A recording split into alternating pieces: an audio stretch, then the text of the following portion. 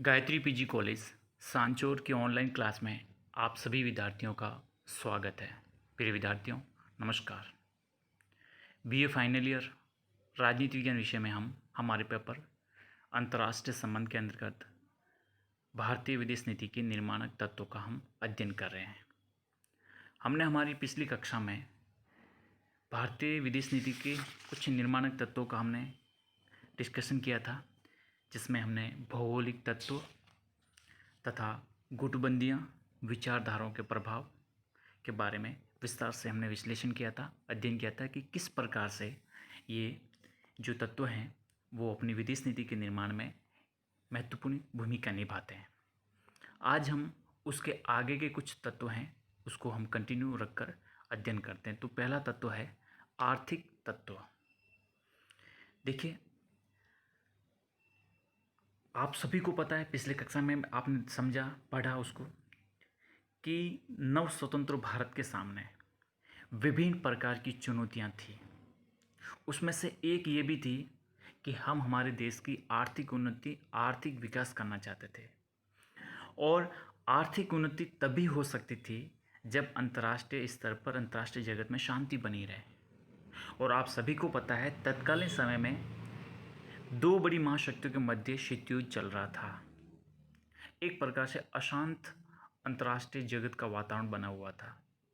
तो ऐसे दौर में हम हमारे आंतरिक समस्याओं से इतने घिरे हुए थे कि आप समझ सकते हैं कि हमारे पास न तो कोई औद्योगिक अर्थव्यवस्था थी और न ही हमारे पास किसी प्रकार का उत्पादन, न वृहद औद्योगिक इकाइयाँ थी, कुछ भी नहीं था। हमारे लिए एक बिल्कुल नवजात शिशु की तरह थे कि हर चीज़ धीरे धीरे करके हमें खुद आगे बढ़ानी थी। और अगर हम किसी भी शक्ति संघर्ष में फंस जाते, किसी गुट में जुड़ जाते, तो क्या हश्र होता, क्या स्थिति बनती, ये उसके बारे में परिकल्पना करना भी एक प्रकार से बहुत बड़ी बात है। तो हमारे लिए सबसे बड़ी ये एक समस्या बनी थी कि हम किसी भी गुट से उससे न जुड़कर हम हमारे देश के आंतरिक मुद्दों की तरफ ध्यान देते हुए आर्थिक उन्नति का मार्ग अपनाते हुए हम काम करें। तो लेकिन ये भी जरूरी था कि आर्थिक उन्नति तभी हो सकती है जब अंतर्राष्ट्रीय शांति बने रहे। और एक ये भी था कि भारत ब्रिटेन का उपनिवेश था, और उपनिवेश रहते हुए भारत का अधिकांश जो व्यापार था वो पश्चिमी देशों के साथ था। तो अगर हम सोचें कि हम साम्यवादी गुट में या सोवियत संघ के गुट में जुड़ जाते, तो आज पश्चिमी देशों के साथ जो हमारा व्यापार था उस पर बहुत प्रतिकूल प्रभाव पड़ता। इसलिए ज़रूरी था कि हम पश्चिमी देशों के साथ एक साथ संबंध ख़त्म भी नहीं कर सकते थे। ठीक है, इसलिए पाश्चात्य देश भारत का शोषण कर सकते थे। अगर हम करें ऐसा कुछ कि हम साम्यवादी गुट में जुड़ जाएं या सोवियत संघ के समर्थक बन जाएं, तो फिर वो हमारे से अच्छा संबंध भी नहीं रख सकते थे पश्चिमी देश।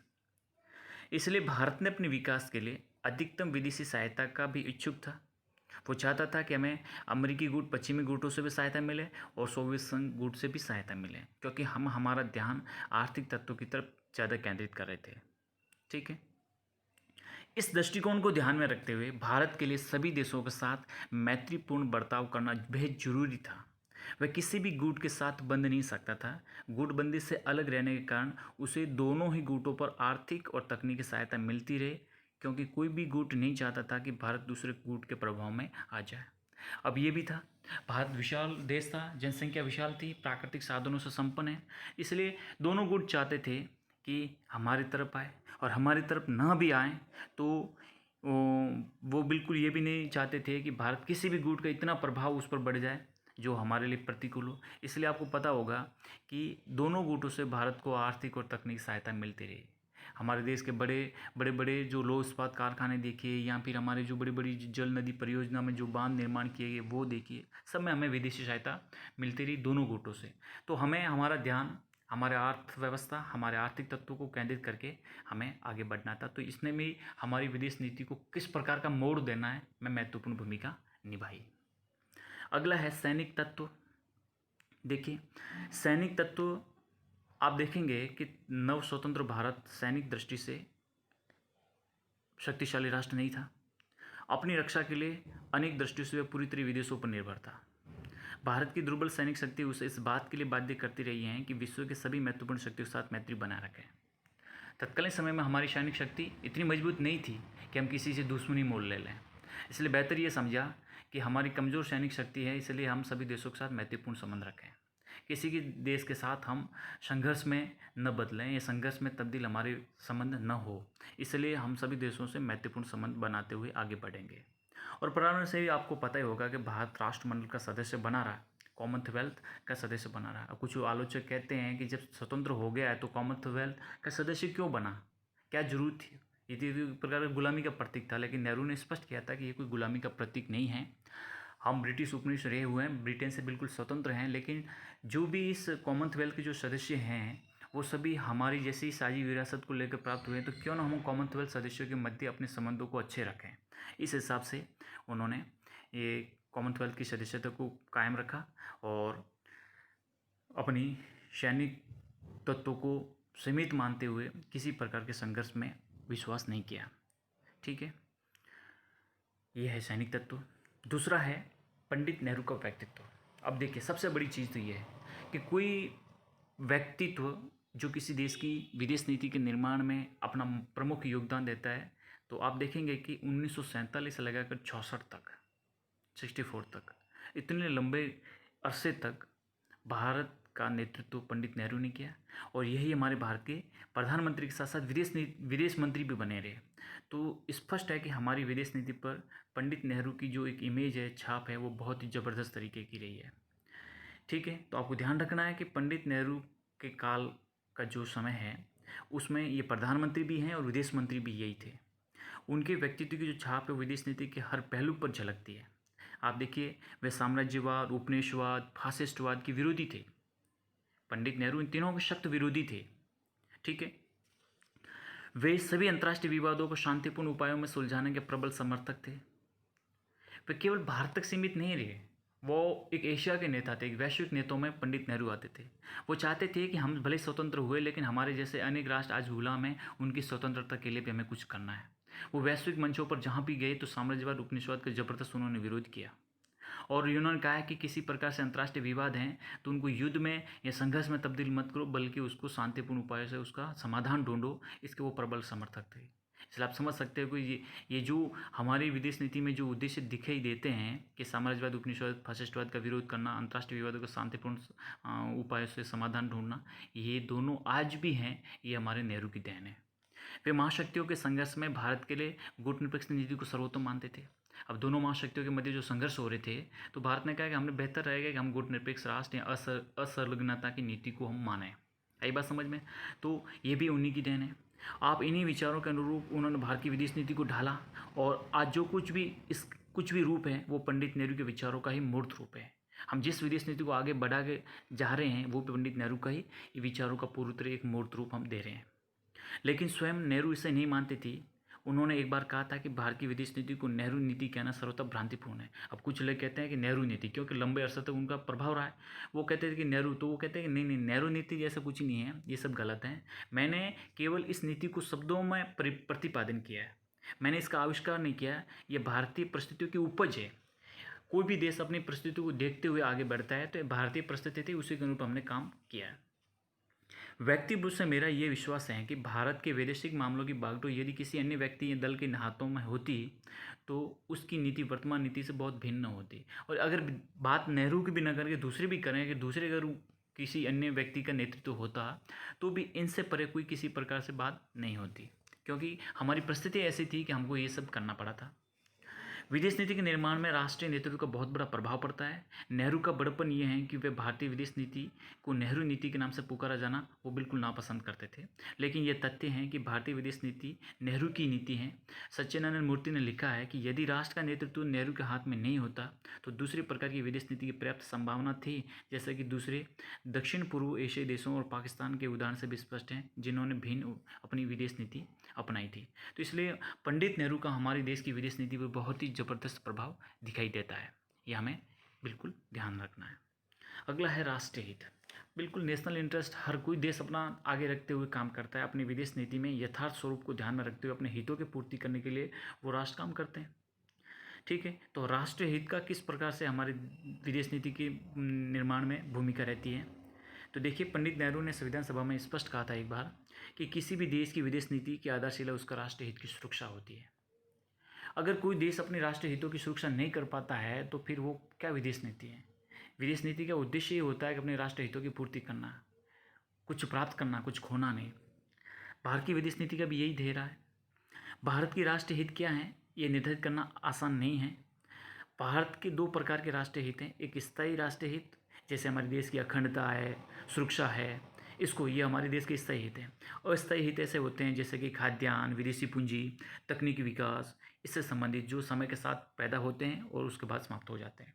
तो ये सब हितों की पूर्ति करना ही अपनी विदेश नीति कहलाती है। यदा कदा भारत की विदेश नीति में विरोधाभास भी दिखाई देता है। यह इस बात को सिद्ध करता है कि भारत की विदेश नीति में राष्ट्रीय हितों का सबसे बड़ा स्थान है। राष्ट्रीय हितों के संदर्भ में ही भारत ने पश्चिमी एशिया के संकट में इजरायल के बजाय अरब देशों का सदैव समर्थन किया है। अब देखो, तत्कालीन समय में हमारे देश में ऐसा था कि हमने पश्चिम एशिया का जो संकट पैदा हुआ तो उसमें इजरायल का साथ न देकर अरब राष्ट्रों का समर्थन किया, क्योंकि हमारा हित ये था कि हमें कच्चा जो मतलब यूँ कहें कि पेट्रोल, डीजल, गैस जो भी मिलती थी वो इन अरब राष्ट्रों से मिलती थी। इसलिए अरब राष्ट्रों का विरोधी था इजरायल, तो हमने अरब राष्ट्रों का सदैव समर्थन किया, इजरायल का नहीं किया। हाँ, ये अलग बात है कि वर्तमान में इजरायल के साथ हमारे अच्छे संबंध हैं। हमारे देश के पहले प्रधानमंत्री के तौर पर अभी तक कोई भी प्रधानमंत्री इजरायल नहीं गए। प्रधानमंत्री मोदी इजरायल भी गए, इजरायल के साथ अच्छे संबंध भी हो रहे हैं। अब स्थितियाँ बदल रही हैं। आप देखेंगे इजरायल के अब यूएई के साथ, बहरीन के साथ अच्छे संबंध हो रहे हैं। तो स्थितियाँ बदली हैं, तो हमने भी हमारी विदेश नीति में यथास्वरूप को ध्यान में रखते हुए अपना काम किया है। ठीक है, लेकिन तत्कालीन समय की मैं बात कर रहा हूँ कि हित किस प्रकार से बदलते रहे हैं। गुटनिरपेक्ष होते हुए भी हमने 9 अगस्त 1971 को सोवियत संघ के साथ एक 20 वर्षीय संधि की थी इंदिरा गांधी सरकार के समय में। और अब जबकि हमने गुटनिरपेक्ष नीति का पालन करते थे, लोग कहते थे कि भारत गुटनिरपेक्षता की नीति को त्याग रहा है। अरे, गुटनिरपेक्षता नीति को त्याग किस बात की है? कोई भी राष्ट्र अपनी सुरक्षा नहीं करेगा क्या? तो संभव सी बात है कि हमने हमेशा से अपने राष्ट्रीय हितों को प्रमुखता के स्थान पर रखा है। भारत की विदेश नीति दूसरे देशों के आंतरिक मामलों हस्तक्षेप के विरुद्ध है। भारत इस पर हमेशा से अडिग रहा है और रहा है। किस प्रकार से कि भारत किसी भी देश के अंदरूनी मामलों में दखलंदाजी नहीं करता है, हस्तक्षेप नहीं करता है। भारत इसका सख्त विरोधी है। परंतु अपने राष्ट्रीय हितों को ध्यान में रखते हुए आपने देखा होगा कि जब सोवियत संघ ने अफगानिस्तान में हस्तक्षेप किया तो भारत चुप रहा, भारत ने भर्त्सना नहीं की। क्यों? कि भारत का मित्र था सोवियत संघ, और 1971 में हमारी उनके साथ संधि हुई थी, और 1979 में जब ये हस्तक्षेप किया सोवियत संघ ने अफगानिस्तान में, तो हम चुप रहे, क्योंकि हमें लगता था हमारे हितों के खिलाफ जा सकता है। इसलिए हमने हमारे हितों को प्रमुखता के साथ इसमें स्थान दिया। भारत ने संयुक्त राष्ट्र संघ के 14 जनवरी 1980 के उस प्रस्ताव को में मतदान में हिस्सा नहीं लिया जिसमें अफगानिस्तान से विदेशी सेनाओं को तत्काल बिना शर्त और पूर्ण वापसी के लिए बात की गई थी, क्योंकि हम सोवियत संघ के साथ अच्छे संबंध थे, इसलिए हमने भी इसमें हिस्सा नहीं लिया। भारत ने 5 जून 1987 को मानवीय आधार पर श्रीलंका में जाफना की पीड़ित जनता के लिए हवाई मार्ग से राहत सामग्री पहुंचाई राजीव गांधी सरकार ने। स्वतंत्रता के बाद इतिहास में पहला अवसर था जब भारत ने किसी देश की अंतर्राष्ट्रीय सीमा का उल्लंघन किया। निःशस्त्रीकरण का प्रबल समर्थक होते हुए भारत ने एनपीटी और सीटीबीटी पर हस्ताक्षर करने से साफ इनकार किया। भारत ने नाभिकीय विकल्प राष्ट्रीय सुरक्षा का एक अंग है। तो ये जो भी घटनाक्रम देखते हैं, भारत ने हमेशा यथार्थ स्वरूप में, वास्तविक स्वरूप में देखते हुए, अपने हितों को ध्यान में रखते हुए ये सब करने का काम किया। ठीक है, इसके अलावा देखते हैं कुछ ऐतिहासिक परंपराएं जो हमारी विदेश नीति के निर्माण तत्वों में भी महत्वपूर्ण योगदान निभाती हैं। किस किस प्रकार की ऐतिहासिक परंपराएं? देखिए, भारत की विदेश नीति के निर्धारण में ऐतिहासिक परंपराओं को बहुत बड़ा योगदान रहा है। प्राचीन काल से भारत की नीति शांति प्रिय रही है। भारत ने आज तक ऐसा नहीं उल्लेख आता कि भारत ने किसी देश पर हमला किया हो या युद्ध किया हो। सबसे पहले भारत ने युद्ध अभी तक इतिहास में नहीं किया है। भारत हमेशा से शांति प्रिय नीति को अपनाता रहा है और इसका पूरा समर्थक भी रहा है। भारत ने किसी भी देश पर प्रभुत्व स्थापित करने का प्रयत्न नहीं किया। भारत की यह परंपरा वर्तमान विदेश नीति में स्पष्ट दिखाई देती है। हिंदू सभ्यता का चरित्र और उसकी विशेषताएं जैसे शांति, समन्वय, सहिष्णुता की भावना हमारी विदेश नीति का सबसे बड़ा आधार है। 200 वर्षों के अंग्रेजी शासन का भी हमारी विदेश नीति का निर्धारण में योग रहा है। आप देखेंगे देश में संसदीय प्रणाली, उदारवाद, अंग्रेजी भाषा का प्रयोग, प्रशासनिक ढांचा, इस सब के प्रमाण भी हैं, उदाहरण भी हैं। ब्रिटिश साम्राज्यवाद का हमारा कटु अनुभव उसके मूल में है। पाकिस्तान के साथ शांतिपूर्ण संबंध, मतलब पाकिस्तान के साथ शत्रुतापूर्ण संबंध, और दक्षिण पूर्वी एशियाई राष्ट्रों के साथ सांस्कृतिक और आध्यात्मिक संबंध भी ऐतिहासिक अनुभवों का परिणाम है कि किस प्रकार से हमें अनुभव प्राप्त हुए पाकिस्तान के साथ और दक्षिण पूर्वी एशिया के साथ। जिस प्रकार से हमारे, जैसे आप देखेंगे जो आसियान कंट्री के साथ हमारे सांस्कृतिक और आध्यात्मिक संबंध भी ऐतिहासिक अनुभवों का पूरा पूरा परिणाम समझ सकते हैं। क्योंकि आप देखेंगे म्यांमार है, कंबोडिया है, थाईलैंड है, वहाँ तक हमारे उनके सांस्कृतिक संबंध रहे हुए हैं इंडोनेशिया से। तो इस प्रकार से तो ये सब कुछ हमारा एक हिस्ट्रिकल बैकग्राउंड भी बहुत कुछ प्रभावित करता है। भारत का शांतिवाद से प्रेरित भारतीय दर्शन की सहिष्णुता, उदारता और मानवतावादी दृष्टि पर आधारित है। चीन और पाकिस्तान के आक्रमणों का सामना करते हुए भारत ने अपने आक्रमणकारियों के प्रति सहिष्णुता और मित्रता का हाथ बढ़ाया। जातीय रंगभेद की नीति का विरोध भारतीय मानवतावादी विचारों से प्रभावित है। पंचशील के सिद्धांत व गांधी की अहिंसा और बुद्ध का अष्टमार्ग का भी बहुत बड़ा प्रभाव दिखता है। तो आप समझ सकते हैं इन उपरोक्त सभी का जो एक हमारी ऐतिहासिक परंपरा लंबे समय तक रही है, इनका भी हमारी विदेश नीति का प्रभाव स्पष्ट रूप से झलकता है। अंतिम तौर पे हम देखते हैं आंतरिक शक्तियों और दबावों का प्रयोग किस प्रकार से भारतीय विदेश नीति पर रहा है। देखिए, किसी भी देश की आंतरिक शक्तियों और दबाव समूह भी विदेश नीति के निर्धारण में अपनी एक प्रभावी भूमिका निभाते हैं। जब राष्ट्र आंतरिक दृष्टि से अधिक सुदृढ़ और मनोवैज्ञानिक रूप से एकता के सूत्र में गुंथा होता है तो राष्ट्र की विदेश नीति भी अधिक स्पष्ट, सुदृढ़ और प्रभावशाली होती है। परंतु जब राष्ट्र आंतरिक फूट और मतभेदों के कारण विभक्त होता है और राजनीतिक अस्थिरता पाई जाती है तो विदेश नीति प्राय कमजोर, शिथिल और अंतर्राष्ट्रीय विषयों पर निष्क्रिय और प्रभावहीन होती है। इसलिए देश की आंतरिक परिस्थितियां बहुत कुछ प्रभावित करती हैं कि उस देश की विदेश नीति किस प्रकार की बनती है। भारत की विदेश नीति में भी इसका अपवाद नहीं है। आप देखेंगे कि स्वतंत्रता प्राप्ति के 17 वर्षों तक भारतीय आर्थिक और सैनिक दृष्टि से निर्बल होने के कारण विश्व राजनीति में इस कारण अधिक योगदान दे सके कि नेहरू का व्यक्तित्व अधिक प्रभावशाली था। परंतु उनकी मृत्यु के बाद भारतीय विदेश नीति अंतर्राष्ट्रीय स्तर पर कमजोर हो गई, शिथिल हो गई। 1971-77 और पुनः 1980 में श्रीमती गांधी का व्यक्तित्व उभर कर सामने आया। कम से कम उपमहाद्वीप में उनके व्यक्तित्व का निर्णायक प्रभाव पड़ा। ठीक है, क्योंकि नेहरू की मृत्यु के बाद में शास्त्री जी और बाद में जो समय रहा गुलजारी नंदा का अल्प समय, जो इसमें हमारे अंतर्राष्ट्रीय स्तर पर प्रभाव बहुत कम रहा, विदेश नीति शिथिल हुई। लेकिन पुनः श्रीमती गांधी का व्यक्तित्व एक बहुत ही कुशल और करिश्माई नेतृत्व था, उनका बहुत बड़ा प्रभाव पड़ा हमारी विदेश नीति पर। एकत्र में आप देखेंगे कि जिस प्रकार से हमारी विदेश नीति में यथार्थवाद का जो प्रादुर्भाव हुआ उसके बल पर देखेंगे कि 1971 में बांग्लादेश की स्वतंत्रता हो, 1974 में परमाणु बम का विस्फोट हो, परीक्षण हो, 1975 में आर्यभट्ट, 1979 में भास्कर फर्स्ट, 81 में एप्पल, 1983 में इनसैट 1B, अंतरिक्ष में भेजे जाने वाले अंतर्राष्ट्रीय क्षेत्र में भारतीय प्रतिष्ठा और प्रभाव का निरंतर विकास हुआ कि अंतरिक्ष क्षेत्र में, परमाणु क्षेत्र में, और जिस प्रकार से हमने कूटनीति का परिचय देते हुए बांग्लादेश को स्वतंत्र किया, तो इसमें हमारी विदेश नीति के यथार्थ स्वरूप का और कुशल नेतृत्व का बहुत बड़ा प्रभाव दिखाई देता है। दूसरी ओर आंतरिक दृष्टि से कमजोर होने और भ्रष्टाचार के आरोप में लिए जाने का राजीव गांधी का राज ने कम से कम श्रीलंका, पाकिस्तान और अमेरिका में संदर्भ में प्रभावशाली कभी नहीं रहा। कि जिस प्रकार से राजीव गांधी सरकार के दौरान हम देखते हैं को वहाँ पर उनकी जो एक अंतर्राष्ट्रीय और विदेश नीति में जो उनकी जो भूमिका है वो बहुत कमज़ोर रही है। क्योंकि आप देखेंगे कि जिस प्रकार से जो हस्तक्षेप किया गया श्रीलंका के अंतर्गत, पाकिस्तान को लेकर जो नीति अपनाई या अमेरिका को लेकर जो नीति, वो प्रभावशाली नीति नहीं की जा सकती। दुर्बल सरकारों के नेता होने के कारण वीपी सिंह और चंद्रशेखर की विदेश नीति भी ढुलमुल अस्पष्ट रही है। खाड़ी संकट के समय ऐसा लगता है कि भारत की कोई विदेश नीति नहीं है। ठीक है, 1990-91 की मैं बात कर रहा हूँ। ठीक है, फिर 1991-92 के प्रारंभ में पीवी नरसिंह राव सरकार थी, वो अल्पमत की सरकार थी।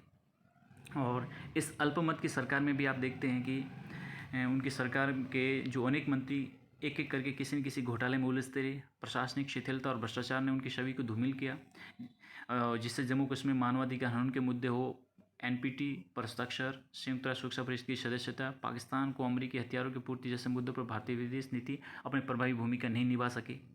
96-97 में जो विदेश नीति है उसमें विश्व राजनीति पर हाशिए पर पहुंच गए थे हम। आप देखेंगे कि जेनेवा में 20 अगस्त 1996 सीटीबीटी पर जब मतदान हुआ तो अकेले भारत ने अपने को इस संधि के विरुद्ध पाया। जेनेवा में भारत की नीति की आलोचना करने वालों में रूस भी था। भारत को इस कालांश में संयुक्त राष्ट्र सुरक्षा परिषद के अस्थायी सदस्य के चुनाव में करारी हार का सामना करना पड़ा। इस हार ने सभी को हतप्रभ कर दिया।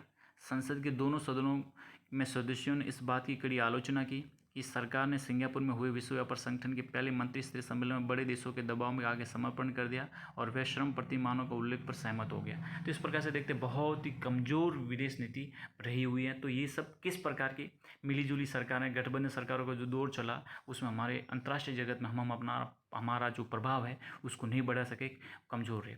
फिर भी वाजपेयी जी की जो सरकार आई उसने पुनः एक प्रकार से यूँ कहें कि परमाणु परीक्षण करना पाकिस्तान के जिस प्रकार के साथ और कोई आतंकवाद के सामने जिस प्रकार से कुशल उन्होंने अपना नेतृत्व, सक्षम नेतृत्व देते हुए उनका प्रतिकार किया, तो पुनः वाजपेयी जी के काल में पुनः विदेश नीति की जो इमेज बनी उसके बाद से निरंतर, और विशेषकर जब हम बात करते हैं नरेंद्र मोदी सरकार की, तो भारत की ने अपनी वैश्विक शक्ति के रूप में अपनी पहचान को स्थापित किया और आज विश्व के करीब करीब सभी शक्तिशाली देश आज भारत के साथ खड़े हैं और भारत का समर्थन करते हैं।